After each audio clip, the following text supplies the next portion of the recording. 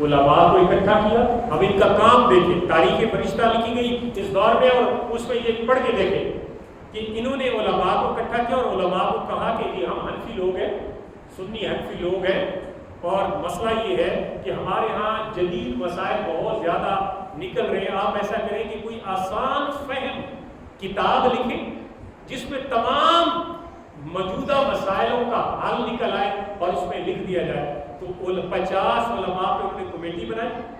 اب یہ بادشاہ کام کرا رہا ہے، حالانکہ یہ کام علماء کے تھے.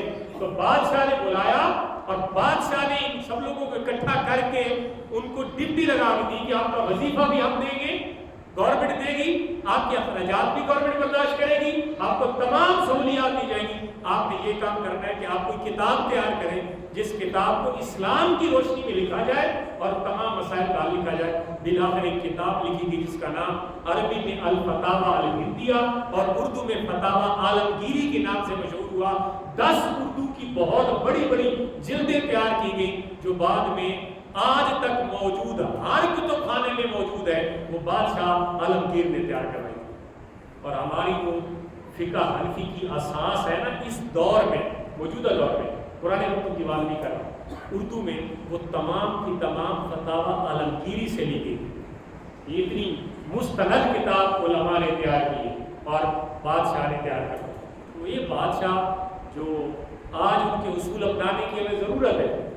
ہمارے جو حکمران ہیں ان اصولوں سے سبق سیکھ کے وہ عوام کی رعایا کی بھلائی کر سکتے ہیں. یہ حکمران تھے جو علم کا کام کرتے تھے، علم پھیلاتے تھے، علماء سے محبت کرتے تھے، دین سے محبت کرتے تھے. اب دیکھیں ان کے دربار میں ایک بندہ آیا، اس نے کہا جی میرے پاس ایک فن ہے، اور فن یہ ہے کہ میں لوگوں کو بیوقوف بنا لیتا ہوں. خوش آمدی ٹائپ تھا، ہمارے دور میں خوش آمدی ہوتے ہیں، ہر جگہ پہ ہوتے ہیں، ہر محلے، ہر مسجد، ہر اجتماع، ہر جگہ پہ ہوتے ہیں. تو وہ کہتا ہے میں نا بڑا ملمہ ساز ہوں، بڑا میرے پاس ایک فن ہے کہ میں اپنا روپ دھار کے آتا ہوں، بیروپیہ ہوں، مجھے کوئی پہچان نہیں سکتا.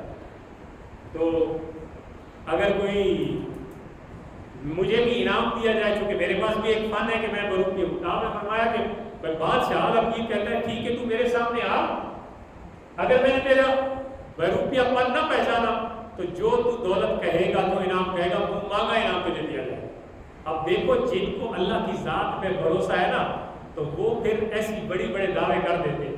جیسے مرزا قادیانی دجال کے سامنے حضرت پیر مہر علی شاہ صاحب تاجدار گولڑا نے بہت بڑا دعویٰ کیا تھا.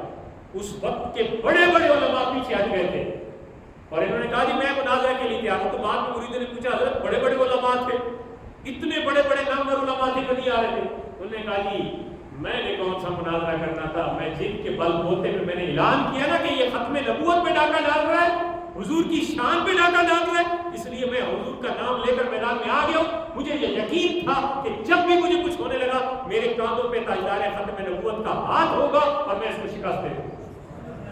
اور یہی ہوا. مرزا دجال کانا پیر مہر علی شاہ صاحب کے مقابلے میں نہیں آیا، ہار گیا. ان کا بڑا جو مناظرہ اب تک موجود ہے، وہ ساری رودات موجود ہے. تو جب کوئی بندہ بھروسہ کر کے